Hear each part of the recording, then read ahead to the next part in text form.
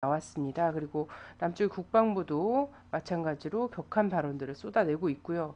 어, 조마조마합니다. 늘 사실상 이제 휴전 상태라는 것이 언제든 전쟁이 재개될 수 있는 기술적인 그런 상태이긴 하지만 최근처럼 실제 전쟁 위기가 고조된 적이 또 있었나 싶을 정도고요.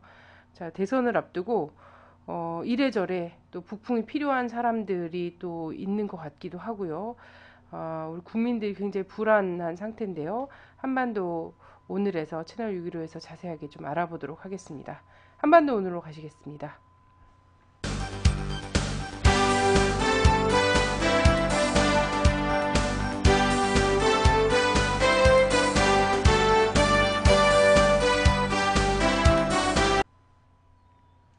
네, 동부가일문의 문경환 대표님 오셨습니다. 안녕하세요. 안녕하세요. 안녕 못하죠? 아, 아, 마, 아직까지는 안녕한데요. 그래요?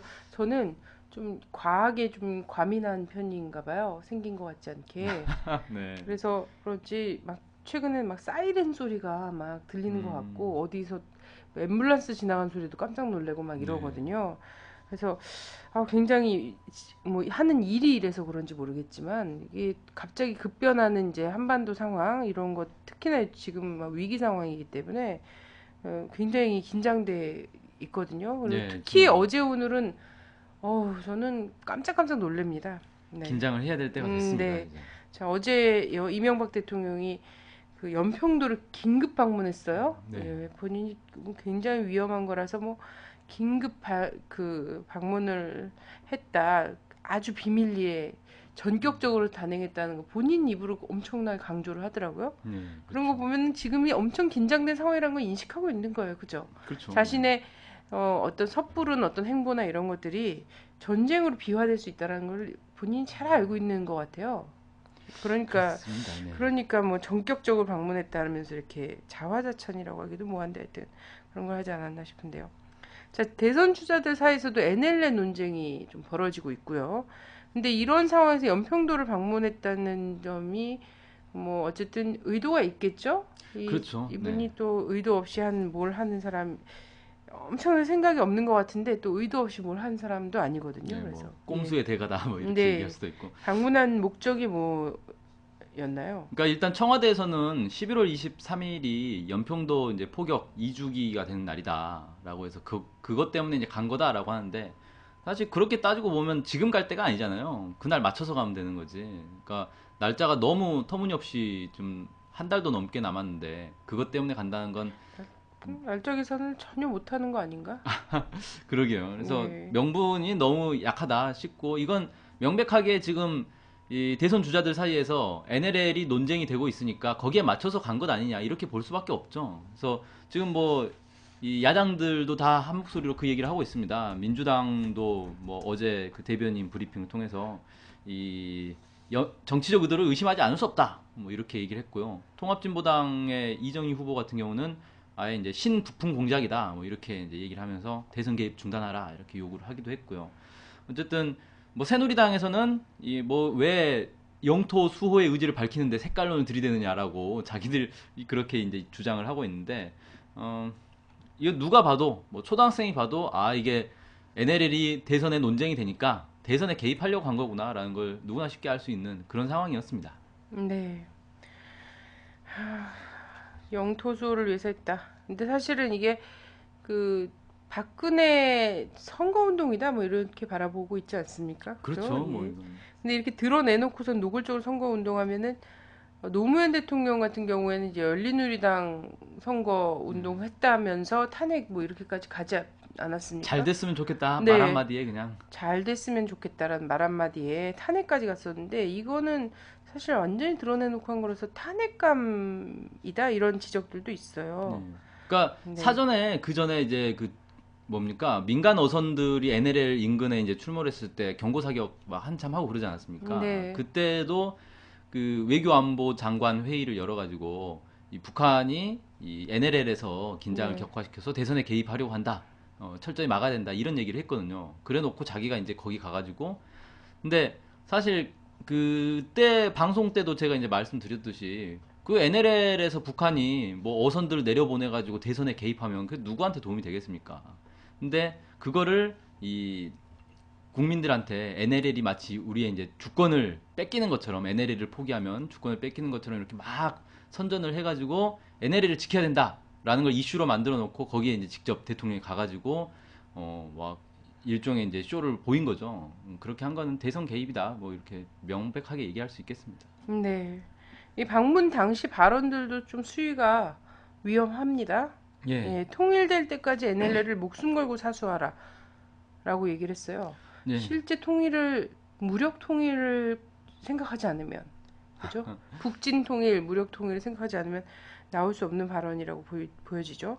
일단은 이게 NLL의 어떤 실체, NLL의 진실을 알아야 이게 무슨 얘기인지를 좀 알 수가 있을 것 같은데, 통일이 될 때까지 서해 북방 한계선을 목숨을 걸고 지켜야 된다. 뭐 이렇게 이제 발언을 했는데, NLL이라는 게 국제법상으로는 아무런 근거가 없거든요. 정전협정에도 규정된 게 없고, 남북 간의 합의에도 규정된 바가 없고, 북미 간의 합의에도 규정된 바가 없는. 그러니까 이를테면 동해 같은 경우는 정전협정을 체결할 때 육지의 군사분계선만 합의를 했단 말이에요. 동해 같은 경우는 푸에블로 사건 이후에 북미 간의 합의를 통해서 해상 경계선을 그었어요. 서해는 아직까지 아무런 그런 절차가 없었던 거죠. 그러니까 NLL을 이 경계선이다, 해상 경계선이다 이렇게 주장할 수 있는 국제법적 근거는 없는 겁니다. 그런데 이거를 그냥 임의로 그어놓고 이걸 목숨을 걸고 지켜야 된다라고 하면 북한 입장에서는 아니 저기 꽃게도 많이 나는데 뭐 우리가 그걸 왜 지키면서 꽃게를 포기해야 되느냐 뭐 이런 얘기를 할 수밖에 없는 거죠. 이건 북한 입장에서도 자기들의 영토를 뺏기는 거나 마찬가지니까. 그럼 북한 입장에서는 또 어떤 문제가 있냐면 국방부에서 계속 주장하는 게 NLL은 지금까지 우리가 실효 지배를 해왔다라고 계속 주장하고 있거든요. 그러면 북한 입장에서 어떻게 되겠습니까? 실효 지배를 인정하지 않았다는 걸 보여주기 위해서라도 계속 어선을 들여보내는 수밖에 없는 거예요. 그래서 오히려 이제 충돌을 부추기는 그런 이제 상황이 됐는데 이 서해 북방한계선을 목숨을 걸고 지켜야 된다라고 하면 결국 NLL을 두고 충돌도 불사해야 된다. 뭐 이런 발언으로밖에 이해할 수가 없는 거죠. 네, 그렇습니다. 그래서 실제로는 NLL을 목숨 걸고 사수하라고 이제 장병들한테 이야기를 했는데 NLL을 목숨 걸고 사수해야 된다고 생각하지 않는 혹은 네. 이제 역사상에서 NLL이 합의된 해상 분계선이 아니다라고 바라보고 있는 특히나 더 나아가서 영토선은 더더욱 네. 아니다라고 보고 있는 다른 사람들의 국가관이나 이런 것들을 대단히 의심스럽다 이런 얘기를 대놓고 한 건 다름이 없지 않습니까? 그렇죠. 네. 그죠? 예. 자, 또한 사실 통일될 때까지 NLL을 목숨 걸고 사수하라고 했는데 이런 식으로 하면 통일이 안 됩니다. 아, 예, 그렇죠. 예, 예, 될 수가 맞습니다. 없습니다. 합의한 내용이 있음에도 불구하고 NLL 주변 해역과 관련해서 있음에도 불구하고 그걸 다 뒤집어 엎어서 어느 역사적 문서에서도 합의되지 않은 NLL을 들고서는 이걸 사수하겠다라고 주장하면 통일을 하겠다라는 것은 어불성설이죠. 이런 걸 갖고. 네. 예. 또한 북이 이제 도발해도 혹시 잘못되지 않을까 늘 참았지만 이런 도발이 오면 반격을 여지없이 하라. 이런 얘기를 하기도 했고요. 늘 참았군요. 그러게요. 예, 전 대응을 좀 어리숙하게 한 것이 했다거나 뭐 이런 평가들은 있는데 참아서 그랬던 거예요. 북한이 도발할 경우 100배, 1000배 보복한다는 정신을 갖고 있으면 북한이 도발을 하지 못할 것이다. 이런 발언도 했어요. 네, 이게 상당히 위험한 발언인데 사실 지금 연평도 해전 이후 그 연평 포격 사건 이후에 어떤 일이 있었냐면 이 현장 지휘관들에게 이 대응 지휘권을 다 넘겨줬어요. 그래서 만약에 상대방이 북한이 예를 들어 포를 쏜다 그러면 거기에 대해서 어떻게 대응할지를 상부에 보고할 필요 없이 즉각에서 바로 보복을 할 수 있게 반응 타격을 할 수 있게 그렇게 다 넘겨준 상태거든요. 그래놓고 천배 백배 보복하라 이렇게 이제 대통령이 와서 얘기를 해준 거 아닙니까? 도발이 오면 반격을 여지없이 하라. 이렇게 이제 얘기를 해놓은 상태이기 때문에 예를 들어 뭐 어떤 우발적인 총격전이 벌어진다. 그러면 거기에 대해서 천배 백배 저쪽에서 총알 10발 쐈다. 그럼 우린 10,000발을 쏘자. 그래가지고 엄청나게 쏴버릴 수가 있다는 거죠. 그럼 곧바로 이제 전면전으로 비화되는 거 아닙니까? 그래서 상당히 위험한 발언을 했다. 이게 오히려 이제 북한을 자극해서 더 전쟁의 위기를 고조시키는 그런 발언으로 좀 해석할 수가 있죠. 네. 제가 보기에는 이명박 대통령은 NLL을 사수할 어, 고민은 있는데 국민들을 지킬 고민은 전혀 없는 것 네. 같습니다. 네. 그래서 사실은 요런 경우 이제 현장에다가 판단권을 다 준 거잖아요. 그렇죠. 예, 지난번에 이제 사건을 다 거치면서 천안함과 연평도 포격 요 사건 두 개 다 거치면서는 현장에다가 다 지휘권이라든지 대응할 수 있는 이런 것들을 줬거든요. 이런 경우에는 사실상 어, 현장 지휘관의 예, 판단으로 전쟁까지 나버릴 수 그죠. 있는 상황인 거죠. 사소한 판단착오로 전체 국민들을 전쟁의 참화 속으로 몰아넣는 거거든요. 그래서 진짜 이게 지금 한국의 상황이라는 것이 전혀 컨트롤이 불가능한 상황이다. 근데 이것을 대통령이 가서 더 부추기고 있는 이런 상황이다라고밖에 볼 수가 없는 상황입니다. 북한이 어떻게 한다는 것은 위장전술이고 그럴 때일수록 경계를 해야 한다. 이런 말도 했어요. 이거 오늘 또 북에서 나온 입장인데 이거 나중에 또 연결해서 볼 수 있을 것 같아요. 네. 북이 어떻게 하겠다 이런 건 다 위장전술이다 이렇게 본 거예요. 그러니까 이게 무슨 말인지 일단 이 말만 들으면 무슨 얘기인지 좀 이해하기 어려울 거예요. 북한이 무슨 얘기를 했길래 그런가 했더니 그 이전부터 북한이 계속 얘기하고 있는 게 전면전을 경고를 계속 하고 있지 않습니까? 그래서 만약에 우리 영해에 불꽃 한 점이라도 튀기면 곧바로 전면전을 하겠다 이렇게 얘기했는데 이게 위장 전술이라는 겁니다. 그러니까 겁먹지 마라 이런 거죠. 그렇죠. 예. 야, 거의 뭐 좀 반격한다고 해서 전쟁 안 나는 거니까 뭐 북한이 전면전을 하겠다고 말만 하는데 이건 위장 전술이다. 쫄지 말고 총 쏴. 그렇죠. 예. 이런 얘기를 한 거예요. 바로 그런 얘기를 한 것이고 이게 이명박 정부의 이명박 대통령의 현 정세관을 그대로 드러낸 발언 아닌가 저는 이렇게 생각하는 게 네. 지금 대선을 앞두고 뭔가 남북 사이에 긴장이 고조될수록 정권 재창출에 유리한 상황이란 말이에요. 그래서 뭔가 북한을 자극해서 북한이 뭔가를 해주기를 계속 기대하고 있는 이런 상황인데 북한은 계속 전면전을 이제 엄포를 놨단 말이죠. 만약 그런 상황이 벌어지면 우린 전면전으로 바로 간다라고 경고를 했는데 이걸 믿지 않는 거예요. 설마 북한이 전면전까지 하겠냐? 국지전으로 끝날 수 있을 것이다. 이렇게 생각하는 거죠. 그러니까 북한의 어떤 입장, 태도, 북한의 준비 정도 이런 거에 대해서 전혀 이해를 못하고 있다. 지금 이명박 대통령이. 그래서 사실 위험한 겁니다. 북한의 어떤 태세나 준비 정도 이런 걸 알고 있으면 대통령이 이렇게 함부로 못하거든요. 전쟁을 피하기 위해서 뭔가 조치를 취하거나 그래야 될 텐데 그걸 모르니까 설마 전쟁 나겠어라는 생각 가지고 위험천만한 행동들을 지금 계속 하고 있는 겁니다. 그게 정말 지금 위험한 상황 아닌가 이렇게 생각이 되네요. 네, 자, 북한, 중국 어선이 이렇게 내려와 조업을 하는데 우리 어선도 좀 더 북쪽으로 올라가서 조업할 수 있도록 해야 된다. 이런 발언도 있었는데요. 이게 연평도 주민들을 사실상 인간 방패라든지 총알바지로 내세울 수도 있는 이런 상황 아닙니까? 이런 발언? 그렇죠. 이게 상당히 위험한 발언인데 네. 얼마 전에 NLL 남쪽으로 이 어선들이 내려와서 경고 사격을 했는데 그 얘기를 하는 겁니다. 북한 중국 어선이 예. 이렇게 내려와 조업을 한다. 근데 그게 중국 어선이었다는 걸 이명박 대통령이 아나 봐요. 네. 이렇게 얘기를 하는 걸 보면 그래서 북한 중국 어선이 내려와 조업을 하는 것처럼 우리도 좀 더 북쪽으로 올라가자. 그러니까 그쪽도 NLL 남쪽으로 내려왔으니까 우리도 NLL 북쪽으로 올라가자 이 얘기가 돼버리는 거거든요. 해석하기에 따라서는. 네. 그러면 어선들을 NLL 북쪽으로 내몰아서 음. 북쪽 경비정이 막 쫓아내면 거기에 대고 이제 교전을 발생할 수 있는 상황인데 이걸 지금 유도를 한 건데 뭐 아까 말씀하신 것처럼 정말 인간 방패, 인간 총알바지 뭐 이런 생각을 지금 하고 있는 거 아니냐 이런 생각이 듭니다 정말. 네, 그러면서 이제 이것과 이어서 이렇게 얘기를 한 거예요.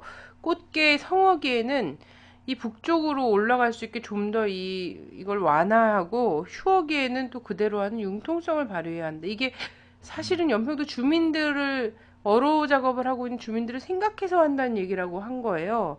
그러면서 그랬더니 이제 김관진 국방장관이 주민들의 요구에 따라서 이제 북쪽으로 많이 올리고 있습니다. 네. 그리고 앞으로도 긍정적으로 계속 검토하겠습니다. 이렇게 얘기를 했어요. 저 이제 조금 이따 이제 삐라 살포도 이제 민간인들이 하지 않습니까? 네, 그렇죠. 군이 직접 하진 않지만 이것도 그렇고 사실상 어선을 해서 자꾸 북쪽으로 올려서 이제 사실상 분쟁 지역이나 다름없는 곳에 갖다 두는 이런 행태요. 이걸 지금 가서 상당히 남북 관계가 위험한 상태니까 여러분들 여러모로 조심하고 또 조심해서 또 우발적 상황을 맞춰서 그냥 피해가 없도록 해야 합니다. 사실 이게 정말 이성적인 거거든요. 저 대통령이라면 그렇게 발언하는 게 네, 맞죠. 그리고 군에도 정말 냉철하게 대응을 해서 이 사건이 전쟁을 비화한다거나 이렇게 되지 않도록 정말 어떤 순간에도 냉철하게 판단하고 자중자애해야 한다. 이런 얘기를 할 줄 알았는데 북쪽으로 올라가려는 거예요. 아무 대책도 없이 국제법적 보호를 받을 수 있는 것도 아니고 정전협정의 보호를 받을 수 있는 상황도 아닌 상황에서 주민들한테 꽃게 많이 잡아라. 꽃게 따라서 북으로 올라가라.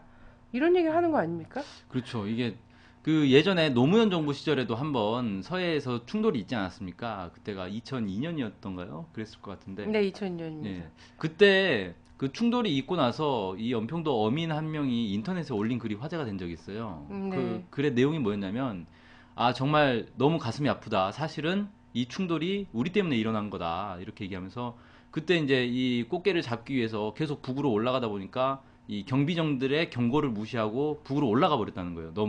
자기 너무 올라가니까 북쪽 경비정들이 내려왔고 그래서 경비정들끼리 충돌이 일어난 거다. 그래서 너무 죄송스럽다. 이런 글을 올린 적이 있거든요. 그래서 이게 사실인지 아닌지는 모르겠지만 어선들이 너무 이렇게 무분별하게 북쪽으로 올라가다 보면 충돌이 충분히 일어날 수 있다. 이건 노무현 정부 시절이면은 사실 남북 관계가 그나마 좋았던 때 아닙니까? 네. 좋았던 때도 충돌이 일어날 수 있는데 지금처럼 뭐 불꽃 하나만 튀겨도 전면전이라고 막 험악한 분위기가 오고 가고 있는 상황에서 어선들을 북쪽으로 내민다. 이거는 사실상 전쟁하자는 얘기밖에 안 되는 거거든요. 네. 정말 위험한 상황이다. 위험한 발상이다. 이렇게 얘기할 수 있겠네요. 그렇습니다. 그래서 연평도를 찾아가서 뭐 통닭을 1000마리를 예, 1000마리 쐈다 그래요. 예, 1000마리를 연평도 주민들과 군인들에게 쐈다고 얘기하는데 지금 필요한 거는 통닭 한 마리가 아니라 통닭이 아니라 평화입니다. 네. 지금 통닭보다 더 처참한 상황에 빠질 수 있는 것이 우리 전쟁 하에서의 민간인들 아닙니까? 그죠? 그렇죠. 목숨입니다, 그게. 근데 이런 짓을 하고 있는 거고 또 이제 그곳에 가서도 실제 이제 북쪽의 체제와 관련해서도 막 얘기를 많이 했어요. 네, 좀 엉뚱한 얘기를 했죠. 주민들이 다 굶어 죽어 가고 있는데 핵만 들고 뭐 이런 돈으로 먹여 살리면 충분히 먹여 살 수 있다. 식량 사면 뭐 이런 얘기를 했어요. 도대체 거기 가서 그런 얘기를 왜 하는지 모르겠어요. 아니 식량 엉뚱한. 한국에서 지금 그 보관료가 오히려 더 아, 예, 지금 뭐 넘치고 1년에 있는 뭐 몇 이 천억. 식량을 한번 제대로 속 시원히 줘본 적도 없으면서 이런 얘기를 하고 있단 말이죠. 핵 만들 돈으로 진짜 쌀을 살 수 있었나? 뭐 이거는 또 북미 관계랑 이런 거 다 봐야지 되는 거고 뭐 아는 사람 뭐 알 거라고 생각하는데 그렇습니다. 자, 요런 일들이 어제 막 있었고요. 그죠? 있으면서 참 조마조마했습니다. 그 본인이 굉장히 연평도를 간다는 거를 서해 5도 상황이 되게 위험한 상황이라는 걸 잘 알았나 봐요. 항로를 굉장히 네, V자를 그려서 예, 갔다고 하더라고요. 그래서 이 실제 이제 본인은 NLL이라든가 북에서 얘기한 해상 경계선이라든가를 침범하지 않는 경로를 따라서 예, 삥 항로를 돌아갔죠. 삥 돌아서 갔더라고요. 예. 그러니까 대단히 위험한 상황이라는 걸 알고 있었다는 거예요. 예. 자, 오늘입니다. 오늘 또 깜짝 놀랄 뉴스가 나왔습니다. 북은 그 임진각을 조준격파 사격 대상으로 지목을 했어요. 북에서. 네. 예, 이게 공개 통고장이래요. 조선인민군 서부전선 사령부의 공개 통고장이라는 것이 발표가 됐어요. 이게 오늘 오전이었죠? 네, 예, 오늘 그렇습니다. 오전에 제가 운전하다 말고선 이 뉴스를 잠깐 벌써 깜짝 놀랐는데요. 요거 관련해서 좀 이게 무슨 일이에요? 예, 일단 그 탈북자 단체들의 단체 연합이 있는데 자유북한운동연합 이라는 데 탈북자들이 자유북한운동연합이라는 탈북자 단체를 비롯해서 11개 탈북자 단체를 모여서 새로 만든 단체가 있습니다. 북한 민주화 추진 연합회라는 그런 이제 새로운 단체를 만들어 가지고 여기서 국토 행진을 하고 있다 그래요. 최근에 국토 행진을 하다가 이 해단식을 임진각에 가서 하면서 대북 전단을 20만 장을 북한으로 날리겠다. 이렇게 이제 계획을 발표했습니다. 22일 오전 11시에 임진각에서 날리겠다. 이렇게 발표를 하니까 북에서 이 조선인민군 서부전선 사령부라는 곳에서 공개 통보장을 보냈습니다. 그 이제 내용은 이 삐라를 살포하는 것은 심리전이고 이건 우리의 이제 체제를 건드리는 문제다. 이렇게 얘기를 하면서요. 공개 통보를 세 가지 내용으로 했어요. 첫째가 지금 이 시각부터 괴뢰들의 삐라 살포 지점으로 공개된 파주시 임진각과 그 주변은 우리 군대의 직접적인 조준 격파 사격 대상으로 될 것이다. 삐라 살포 지점은 그대로 둘 수 없는 도발 원점이며 우리가 그 즉시 청산해버려야 할 물리적 타격 목표이다. 라고 해서 임진각과 그 주변에서 이 삐라 살포하는 그 지점을 타격을 하겠다. 이렇게 얘기한 겁니다. 두 번째는 임진각과 그 주변에서 사소한 삐라 살포 움직임이 포착되는 즉시 서부전선에 경고 없는 무자비한 군사적 타격이 실행될 것이다. 삐라 살포는 가장 노골적인 심리전이며 그것은 곧 정전협정에 대한 파기 행위이고 우리에 대한 용납할 수 없는 전쟁 도발이다. 라고 해서 삐라를 살포하면 쏘겠다는 게 아니라 삐라 살포 움직임이 포착돼도 바로 쏘겠다는 거예요. 그리고 경고 없이 쏘겠다. 그러니까 이게 지금 오늘 발표한 게 마지막 경고나 마찬가지인 거죠. 이제부터는 경고 없이 바로 쏜다. 이렇게 얘기를 한 겁니다. 그 다음에 세 번째는 임진각과 그 주변의 남조선 주민들은 있을 수 있는 피해를 예견하여 미리 대피할 때 대하여 알린다. 우리 군대는 빈말을 하지 않는다. 이렇게 얘기를 했습니다. 그래서 민간인들은 대피하라. 이렇게 경고까지 한 거죠. 그래서 이걸 두고 이제 정부에서는 상당히 구체적으로 지금까지 이렇게 구체적으로 이렇게 통보한 적이 없다. 상당히 좀 위험한 상황 아니냐 이렇게 판단을 하고 또 말렸다 그래요. 통일부에서 오늘 그 북한 민주화 추진 연합회 줄여서 북민연이라고 하는데 북민연한테 가가지고 지금 상황이 별로 안 좋으니까 살포하지 말아라 이렇게 얘기를 했다 그러는데 그럼에도 불구하고 날릴 것이다. 우리는 말려도 계속 날린다 이렇게 또 발표를 했다 그럽니다. 이게 북민연 상임 대표를 맡은 사람이 김성민 대표라고 하는데 김성민이라는 이름 익숙해요. 예, 네. 이름 많이 들어보셨죠? 동까모 그 동상 까부수는 모임인가요? 탈북자 예, 인민군 전영철 씨. 예. 그 동까모에서 이제 그 7월 27일을 기해서 정전협정일이죠. 7월 27일을 기해서 북의 국경 지역의 동상 김일성 주석 동상을 폭파하겠다라고 해서 들어갔다가 이제 북쪽에 잡힌 사람 있잖아요. 그 사람이 전용철 씨인데 그 사람이 기자회견 하는데 나왔던 이름 첫 번째 나왔던 이름 아닙니까? 예. 김성민. 이 사람이 이제 남쪽에 이제 그 신동아인가 한 잡지에 보면은 그 과정이 좀 잘 나왔더라고요. 동까모의 그 구성 과정이 나왔는데 네. 그 몇 년 전에 이제 연말에 탈북자들 모임을 했는데 거기서 이 북한의 이 삐라 날리는 것만으로 안 되고 동상을 파괴하는 그런 것들이 정말 상징적으로 필요하다. 그래서 여기에 동참할 사람들을 모집한다. 그래서 그 자리에서 후원금도 걷고 막 이랬다 그래요. 그걸 이제 주도한 사람이 김성민이라는 사람입니다. 그리고 이 김성민 대표가 실제 그 전영철도 직접 만나가지고 이 사업에 같이 하자라고 뭐 설득도 했다. 뭐 이렇게 이제 증언도 나오고 있고요. 그래서 제가 볼 때는 이 사람이 탈북자 단체들에서 활동하면서 어떤 이 행동대장 역할을 하고 있는 거 아니냐 뭐 이렇게 생각됩니다. 온갖 뭐 대북 전단 살포니 무슨 반북 무슨 집회니 뭐 이런데 빠지지 않고 등장하는 사람이에요. 네. 그래서 상당히 좀 주목되는 그런 인물이다 싶고 상당히 이번에도 대북 전단 살포하는데 주도적인 역할을 하고 있는 것으로 그렇게 보입니다. 네. 자, 북한 민주화 추진 연합회. 예. 지금까지 하여튼 여기 지금 제가 보기에는 탈북자 단체들이 요즘 많이 분화하지 않았습니까? 너무 많아서 뭐가 뭔지 알 수가 없어요. 예, 뭐가 뭔지 잘 알 수가 없는데 그나마도 이제 그 탈북자 단체를 다 아울러서 있었던 게 북한 민주화 위원회라는 거였는데 여기 대표가 황장엽 씨였거든요. 근데 황장엽 씨가 죽은 다음에 그 다음에 여기서도 나름 권력 투쟁이 있었나 봐요. 네, 그래서 그렇죠. 서로 이제 자기가 대표를 해야 된다. 뭐 지금 대표는 물러나라 막 이러면서 여기에도 나름 밥그릇이 큰가 봐요. 이런 것들이 이게 일어나는 거 보니까. 아무래도 이런 데는 이제 뭐 보수 단체들이나 아니면 정부나 아니면 뭐 미국의 국무부나 뭐 NED 이런 데서 자금 지원이 많이 있을 거기 때문에 네. 이걸 이제 누가 나눠 가질 것이냐 이걸 가지고 다툼이 많이 있을 것으로 충분히 예상이 됩니다. 네, 근데 여기 이제 뭐지? 예전에 이제 삐라 날리고 이런 박상학 씨 이런 사람들도 많이 나왔었거든요. 네. 여기 박상학 씨도 이제 행동대장이잖아요. 그렇죠. 예, 그래서 막 가스총 쏘고 막 난동 부리고 막 이랬던 적이 있었는데 이런 각자 이제 또 새로 또 탈북자 연합회를 또 만들고 북한 민주화 위원회에서 위원회 말고 또 연합회를 만들어 놓고 막 이렇게 하면서 서로 말하자면 누가 더 과격한 행동을 더 많이 하는가, 누가 더 반북 행동대장으로서 역할을 더 뚜렷하게 하는가에 대한 이제 충성 경쟁 이런 걸 하고 있는 것 같다 이런 생각도 들거든요. 네.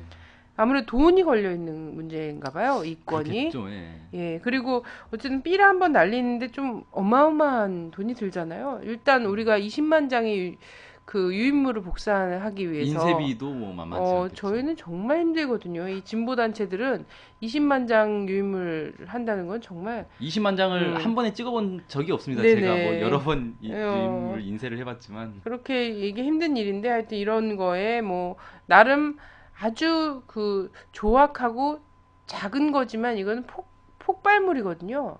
북에다가 날려보낸 이거 자체가. 예, 그거 부분을 좀 제가 설명을 드리고 싶은데, 네. 여기 원래 풍선은 헬륨으로 만들지 않습니까? 헬륨 네네. 채워가지고 고무풍선 띄우는데, 여긴 특이하게 수소를 넣더라고요. 근데 수소라는 게 그 산소와 결합하면 폭발을 하거든요. 불꽃이 튀기면 이게 상당히 폭발력이 있습니다. 그래서 조그만 그 뭐 주먹만한 풍선에다가 수소를 넣고 터트려도 이게 뭐 그 파편이 막 튀고 이런 상당히 위험성이 있는데, 이걸 상당히 대형 풍선이에요. 그러니까 전단지가 수십만 장이기 때문에 이게 상당히 커야 될 거 아닙니까? 네. 초대형 풍선에다가 수소를 가득 채워가지고 날려보내는데 그 안에 시한폭탄이 들어있어요.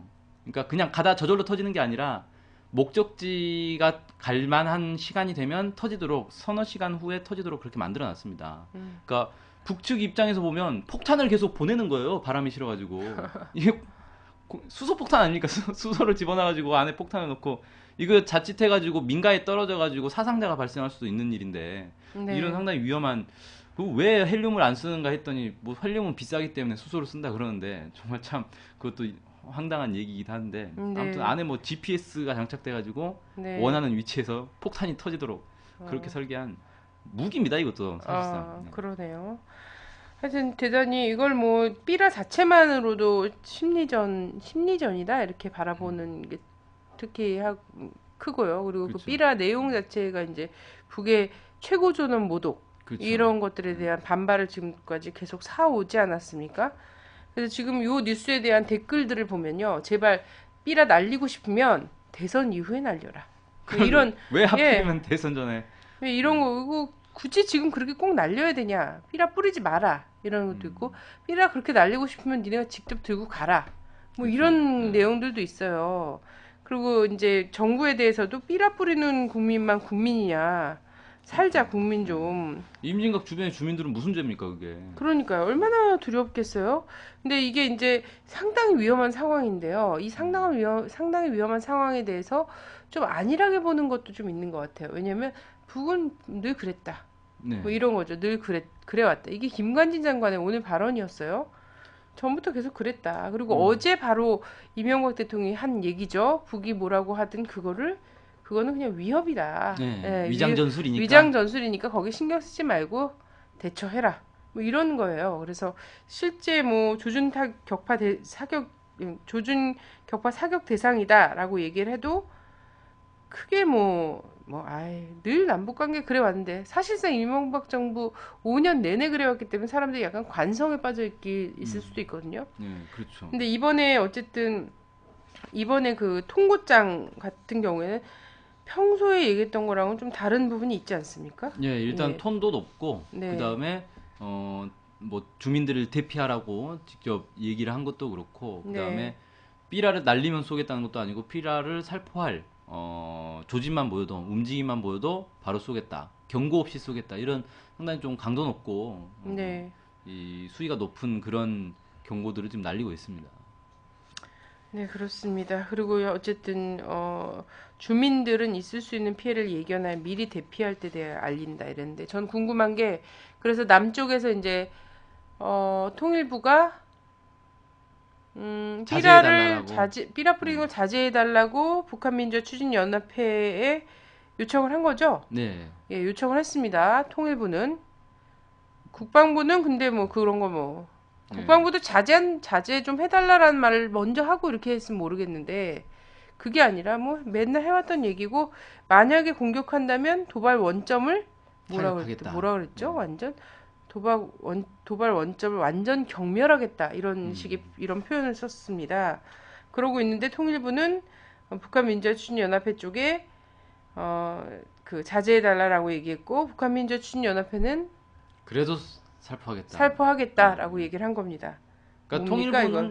통일부는 제가 볼 때는 이제 책임 회피를 하는 것 같아요. 만약에 사태가 발생해도 우리 책임 아니다. 뭐 통일뿐만 아니라 정부는 책임이 없다. 어, 미군 민간인들이 알아서 한 거다. 우리는 책임 없다. 언제부터 이런 이렇게 걸 국민의 삶에 대해서 관심이 없어졌어요, 이제. 느긋하게 네. 대응했습니까? 국민의 삶은 지금 일거수일투족 그 뭡니까 사찰하고 막 이랬던 데가 이게 무슨 말이에요? 국민들 머리 위에서 포탄이 터질 수 있는 이런 상황에서 이 정도의 제스처를 갖고 자 삐라 날리면 안 원래 되는데. 정부가 이걸 막으려고 맘만 먹으면 사실 충분히 막을 수가 아 있거든요. 그럼요. 예, 한국의 공권력은 그 음. 어떤 나라에 못지 않아요.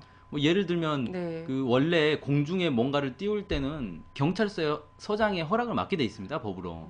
그러니까 이거 경찰서장에 가서 이거 불허한다라고 한마디만 하면 그냥 막을 수 있는 거예요. 명분이 사라지기 때문에 법적 명분이 사라지기 때문에. 그런데 그런 거 안 한다는 거죠. 충분히 막을 수 있는데도 불구하고 민간인들이 하는 걸 우리가 뭐 무슨 수로 막느냐 이런 식으로 발뺌을 하면서 피하는 겁니다. 만약에 예를 들어 진보 단체에서 이명박 정부를 규탄하는 풍선을 도심지에서 띄운다 그래 보십시다. 이거 무조건 맞거든요. 경찰들 투입해가지고 이런 말도 안 되는 어, 이 민주주의의 기본도 모르는 이런 이제 행동들을 하고 있는데 의지가 없는 거다. 이건 정부가 사실상 방조하고 있는 거다. 이렇게 볼 수밖에 없는 거죠. 네. 자, 상당히 위험한 상황이죠. 상당히 위험한 상황입니다. 뭔가 이거는 무슨 선거의 유불리를 따질 수 있는 상황이 아니에요. 그죠? 네. 전쟁이 나면요. 네. 50년, 뭐 48년이나 49년이나 50년 국지전 터지는 것처럼 혹은 재작년에 연평도에서 이렇게 폭격전 한 네. 정도처럼 에서 끝낼 수 있는 지금 상황이 아니다. 왜? 아까 말씀드렸던 것처럼 현장의 모든 결정권을 다 주어진 상태. 그래서 이거 통제가 안 된다는 겁니다. 남과 북이 확전을 제어할 수 있는 어떠한 그 통로와 이런 것들이 없다라는 거예요. 그래서 정말 불시에 이것이 전면전으로 번질 수 있고 그 전쟁 이후에는 대통령 없어요. 선거도 없습니다. 선거가 네. 없습니다. 근데 요게 뭐 좀 터져주면 뭐 선거에 유리할 수 있다라는 그 누구의 이명박의 측근들 무구회 있잖아요. 아, 무구회 예. 예전에 그 차관들의 2010년 모임입니다. 네네 2010년 그 지방선거를 전후해서 이제 무구회들이 수요일마다 같이 밥 먹으면서 얘기했다는 데 있지 않습니까? 노태우에게는 월계수회가 있었고, 그죠? 네. 전두환에게는 하나회가 있었듯이 이명박에게는 영포회, 뭐 무구회 뭐 이런 네. 데가 있지 않습니까? 예, 요런 데서 나왔던 얘기가 바로 국지전이 선거에 유리할 수 있다. 요런 얘기가 나왔었거든요. 근데 지금 그런 계산하면은 정말 틀린 계산이다라는 거예요. 전쟁 이후에 선거도 없고 대통령도 없습니다. 네. 자, 본인들도 피해갈 수 없다라는 걸 좀 명심하고 좀 자제시키고 좀 자제하고 강제로 좀 이런 거야말로 좀 강제로 자제시킬 만한 거죠. 네. 국민들 등록금 반값 등록금 시위하고 이런 데 와갖고 강제 진압하고 막 이러는 게 아니라 자, 좀 설득 좀 해보세요. 삐라 날리는 사람들만 국민입니까? 이런 원성이 자자합니다. 자, 이 군대 보내신 아들들 군대 보낸 부모님들이 지금 얼마나 속이 탈까요? 그렇죠. 네, 이 적개심이 북으로만 향할 거라고 보면 안 됩니다. 예, 전쟁에서 죽어나가고 막 이런 거에 대한 원망과 적개심이 북만을 향할 것인가? 아닙니다. 예. 전쟁을 결국은 누가 유발했는가 이걸 근데 따져보지 않을 수가 없죠. 뭐 어쨌든 다 이제 전쟁은 전부 말아먹게 돼 있어요. 자, 국내로 다시 잠깐 돌아와 보겠습니다. NLL 문제가 그 대선 후보들 내에서 여전히 쟁점이에요. 뭐 여당에서는 NLL 갖고 공개 토론하자. 뭐 이렇게도 나오고 있고 그렇습니다. 어떤 상황인가요, 이거? 네, 그러니까 일단 이제 시작은 그 새누리당의 정문원 의원이 노무현 전 대통령이 14선언 당시에 NLL을 포기하는 발언을 했다. 그거 녹취록을 비밀 대화록을 자기가 입수를 했다. 이렇게 주장하면서 일파만파 이제 확산이 됐는데 일단 정문원 의원은 비밀 대화록이라고 처음에 얘기를 했는데 나중에 이제 수정을 했어요. 비밀 대화록은 아니고 그냥 녹취록이다. 녹취록도 아니고 대화록이다. 뭐 이런 식으로 계속 이제 말을 바꿨는데 비밀 회담이 없었거든요. 없다는 게 이제 증명이 되니까 비밀 대화록은 아니다. 그냥 대화록이다. 이렇게 얘기를 했고 대화록은 있습니다. 대화록은 있는데 이게 무슨 비밀리에 대화록을 만든 게 아니고요. 원래 정상회담을 하면 대화록을 만들게 돼 있습니다. 그래서 이 남과 북이 모두 이제 정상회담 과정을 다 녹음을 했고요. 그 녹음된 과정을 다시 이제 기록을 남겼고, 그 오늘 이제 김만복 전 당시에 이제 국정원장이었죠. 김만복 전 국정원장이 얘기를 했어요. 증언을 했어요. 자기가 직접 작성했다 대화록은 녹음을 했고 녹음한 걸 가지고 자기가 이제 녹음이 안 된 부분까지 다 추가를 해서 이 작성을 했고 이걸 국가정보원과 청와대가 각각 나눠 가졌다. 그래서 청와대 그 국가기록보관원에도 있고 이 국가정보원에도 있다. 두부가 있다. 그래서 뭐 청와대에서 폐기했다 뭐 이런 식으로 이제 또 새누리당에서 주장하고 있거든요. 청와대 이제 정권 교체될 때 노무현 정부 이 시절에 노무현 정부 그 청와대 사람들이 그걸 다 폐기했다 이렇게 주장하고 있는데 그 아무 의미가 없다. 왜냐하면 국정원에도 또 한 부가 있기 때문에 뭐 이렇게 이제 얘기를 했다 그래요.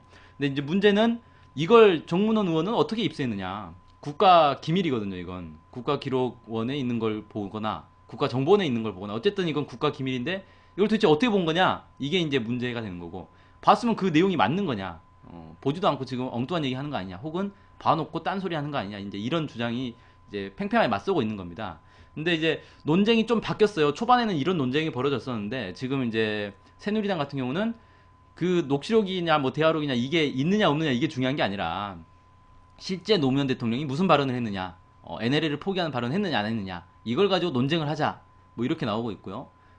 민주당은 계속 왜 거짓말을 했느냐, 왜 대화록이 없는데 있다고 계속 거짓말을 했느냐 이걸 가지고 이제 논쟁을 벌이고 있는. 그래서 서로 약간 이제 핀트가 다른 내용을 가지고 싸우고 있는 거고 지금 이제 새누리당 같은 경우는 뭐 끝장 토론을 하자라고 했는데 지금 이제 쟁점이 되는 건 대선을 앞두고 있기 때문에 대선 후보들이 어떤 입장을 가지고 있느냐 이게 중요한데 원내대표들끼리 이 끝장 토론하자 이렇게 제안을 했어요. 좀 무슨 생각인가?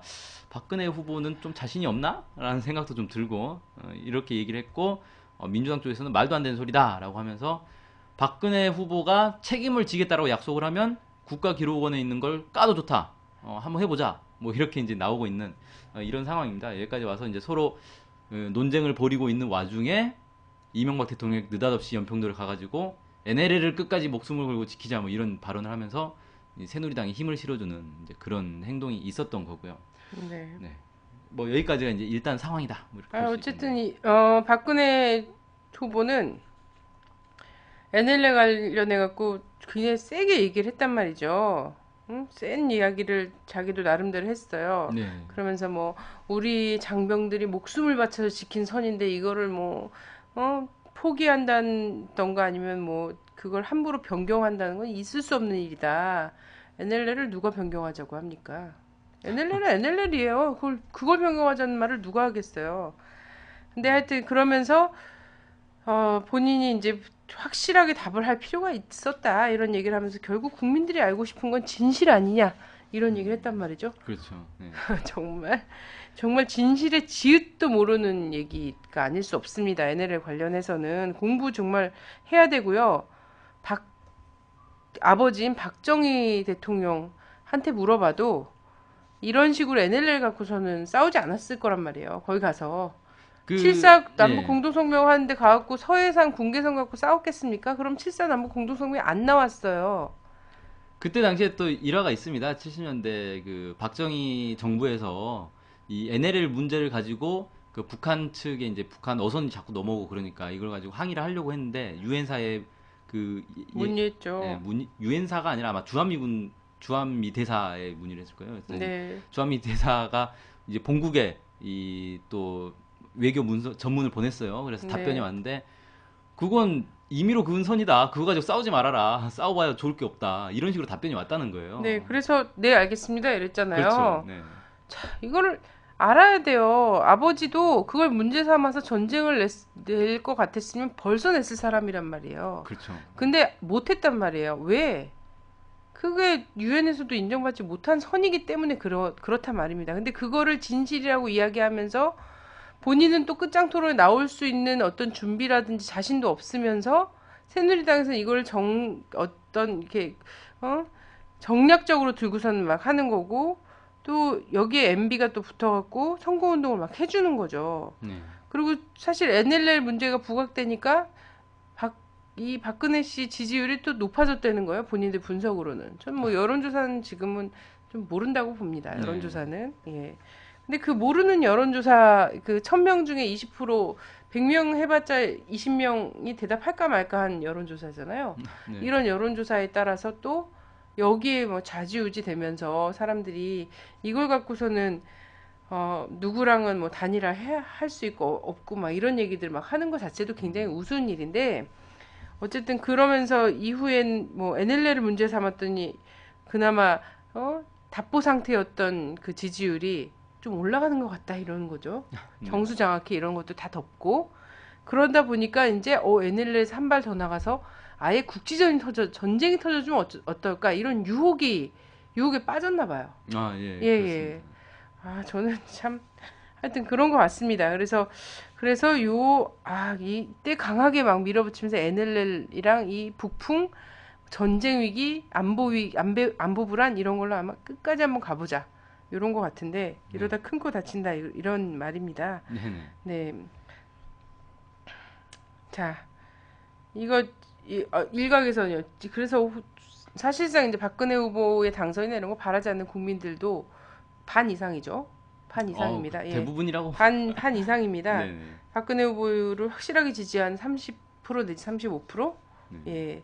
무슨 짓을 해도 박근혜 후보를 찍을 사람들이죠. 그렇죠. 박근혜 후보가 뭐 정수장학회 아니라 그 어떤 일을 했어도 찍을 사람들. 요 사람들 빼놓고서는 사실상 박근혜 후보 지지율이 올라간다고 하면 대단히 불편하잖아요. 불안하죠. 예. 그러면서 쟁점을 바꿔야 되는 거 아니냐 이런 얘기들도 막 나온단 말이죠. 그러니까 지금 맞는 전략일까? 예. 민주당의 문재인 후보가 딱 그 모양새를 취하고 있거든요. 그러니까 NLL 문제를 자꾸 건드리면 불리할 것 같으니까 이게 자꾸 이제 소극화된단 말이에요. 그러다 보니까 이제 초반에 만약에 사실이면 사과하겠다 이런 이제 얘기를 했는데 그럼 그 부분은 좀 이 전략 판단 미스가 아닌가 뭐 이렇게 좀 생각이 되는데 수세에 몰렸어요. 근데 왜 수세에 몰리냐면 지금 총선 이후에 올해 들어서 뭐 총선 이전부터 그랬지만 이 색깔론, 종북 논란 이런 것들이 엄청나지 않았습니까? 근데 NLL이라는 건 사실 이제 주권 문제, 뭐 영토 문제 이런 게 얽혀 있다 보니까 상당히 민감한 주제예요. 근데 이게 워낙에 사실관계가 제대로 알려지지 않았다 보니까 국민들한테는 사실 설명을 쉽게 하기는 좀 어렵거든요. 이게 원래는 뭔데 이게 어떻게 된 거고 법적 근거는 뭐고 이런 걸 설명하기가 상당히 어렵습니다. 그러니까 이걸 피해가고 싶은 거죠. 그래서 이 새누리당 쪽에서 막 강하게 공세를 펴니까 이걸 자꾸 이제 뒤로 빠지는 그런 이제 모양새를 취하고 그랬는데 제가 볼 때는 일단은 가장 중요한 건 뭐냐면요. 이 NLL 문제가 단순히 무슨 선거에서 유리하냐 불리하냐를 떠나서 실제 전쟁으로 갈 수도 있는 좀 위험천만한 상황이 계속 연출이 되고 있는데 이 부분에 대해서 우리가 확실히 잡아야 된다. 그래서 노무현 대통령이 NLL에 대해서 어떤 발언을 했느냐 이걸 가지고 논쟁을 할 게 아니라 실제 이 NLL 문제 때문에 전쟁이 날 수도 있는 상황이고 이걸 막기 위해서는 어떻게 해야 되는가. 그래서 결국은 14선을 이행하는 방향으로 가야 된다. 이걸 이제 해야 되는데 자꾸 이 사실관계, 발언이 있었냐 없었냐, 어떤 발언을 했느냐 이걸 가지고 물고 늘어지고 싸우면 사실 싸움이 새누리당이 원하는 방향으로 갈 수밖에 없는 거거든요. 그래서 실제로 노무현 대통령이 그 정상회담에서 어떤 발언을 했는지야 뭐 이제 까봐야 아는 거겠지만 깔 수가 없습니다. 법적으로는 깔 수가 없는 거고 갔다 와서는 원내대표들 모아놓고 그런 얘기를 했어요. 이 정치인들이 잘못된 사실을 자꾸 얘기를 하면 국민들을 이해시키기 어렵다. 그런 걸 하지 말아달라라고 얘기하면서 NLL은 일방적으로 그은 선이 맞다. 이렇게 얘기를 했단 말이에요. 그러니까 노무현 대통령도 NLL의 실체에 대해서 어느 정도 공부를 해서 잘 알고 있었다는 거죠. 근데 이런 발언들이 지금 당장 대선에 도움이 안 될 것 같으니까 피한다고 해서 이게 피해질 수 있는 게 아닙니다. 나중에 실제로 막말로 무슨 이제 뭐 국회 3분의 2 이상의 동의가 있으면 뭐 공개를 할 수 있다 그러는데 녹취록이 갑자기 공개됐는데 실제로 노무현 대통령이 그때 원내대표들하고 한 얘기하고 똑같은 그런 발언을 했다라고 하면 이건 엄청난 파문이 될 수도 있는 거거든요. 그래서 이걸 자꾸 피한다고 될 일이 아니다. 오히려 NLL의 실체에 대해서 제대로 한번 얘기를 해보자. 지금 이 평화를 NLL을 둘러싸고 전쟁 위기가 고조되고 있는데 이 평화를 지키기 위해서는 우리가 뭘 해야 되느냐 대안을 한번 얘기를 해보자. 그래서 너네는 NLL을 사수하자고 자꾸 주장하는데 그게 14선언에 얘기한 서해 평화협력지대를 하자는 거냐 말자는 거냐. 이런 것들을 가지고 얘기를 해야 된다. 저는 좀 이렇게 생각을 해봅니다. 네. 오히려 박근혜 후보의 지지율이 약간 반등한 것 같고 민주당 쪽의 지지율이 답보 상태에 빠진 것 같다는 것은 민주당의 대응이 진실에 기반하지 않고 오히려 정치 공학적으로 좀 접근한 측면, 이런 측면에서의 역풍이 아닐까 저는 이렇게 생각하거든요. 네. 당당하게 대응했으면 좋겠다. 진실에 기반해서 한국 국민들은 굉장히 똑똑하고 이제는 언론이 뭐 KBS, MBC 이런 데가 다뤄주지 않는다고 해도 다 찾아서 봅니다. 궁금하고 막 알고 싶어하는 사람들은. 그래서 NLL의 진실도 민주당이든 하여튼 야당들이 진실을 국민들한테 잘 교양 해설할 수 있는 해설하는 기회로 삼아야 돼요. 그래야지 이따위 선 갖고서는 계속해서 안 보이기 북돋고 이러면서 하지 않죠. 그렇죠. 예? 네. 이번에도 또 그런 식으로 밀리면서 거짓 선동과 이런 것을 그냥 적당히 넘어가고 지지율 눈치 보면서 이렇게 했다가는 또 다음번에 그것이 또 내 발목을 잡게 돼요. 그래서 이런 것들을 좀 잘 보고 좀 정면 돌파도 하고 예, 그것이 역사적 진실이라면 정면 돌파도 하고 했으면 좋겠습니다. 네. 예, 그러면 아무 문제가 없어요. 이 NLL 때문에 박근혜 후보가 살고 있습니까? 아니요. NLL에 대한 대응 때문에 문재인 후보가 곤란에 빠지게 된 경우예요. 이 경우는 지지해줄 수 있는 모든 이론과 역사가 있는데 왜 그걸 피해갑니까? 그렇죠. 네, 그 차라리 많은 지금 이제 그 계속 얘기하는 게 나는 NLL을 지키겠다. 지금 이 대선 후보라는 사람들이 나와가지고 다 그 얘기하고 있어요. 나는 NLL을 사수하겠다. 이 얘기하면서 NLL을 사수하고 국민을 서해 버려요? 서해 평화협력지대를 만들겠다라고 하는데 안 되거든요. 그게 14선언 이후에 직후에 그 국방장관 회담을 했어요. 남북 간에 국방장관 회담을 했는데 그때 국방장관이 김장수였죠. 김장수 전 국방장관이 최근에 이제 언론 인터뷰에서 그렇게 얘기를 했어요. 그때 나는 NLL 사수를 얘기했는데 북한이 NLL을 인정 안 해서 서해 평화협력지대 이게 안 된 거다. 이렇게 얘기를 했단 말이에요. 그러니까 이 얘기는 뭐냐면 남쪽에서 NLL을 고집하면 서해 평화협력지대가 안 된다는 거예요. 근데 지금 이 대선 후보들이 너도 나도 나서가지고 NLL도 사수하고 서해 평화협력지대도 하겠다라고 하는데 북에서 그걸 받아줄 리가 없거든요. 그럼 북에서 우리는 NLL 인정 못하겠다라고 한마디 해버리면 뭐 대선에서 누가 유리하고 누가 불리하겠습니까? 예, 그런 식으로 자꾸 곤란한 건 숨기고 뭐 얘기할 만한 것만 하고 이런 식으로 나와가지고는 대선에서 계속 수세에 몰릴 수밖에 없다라는 거 좀 생각을 해봤으면 좋겠습니다. 네. 지금은 또 삐라 날린 시간이 한 10시 반으로 나오고 있네요.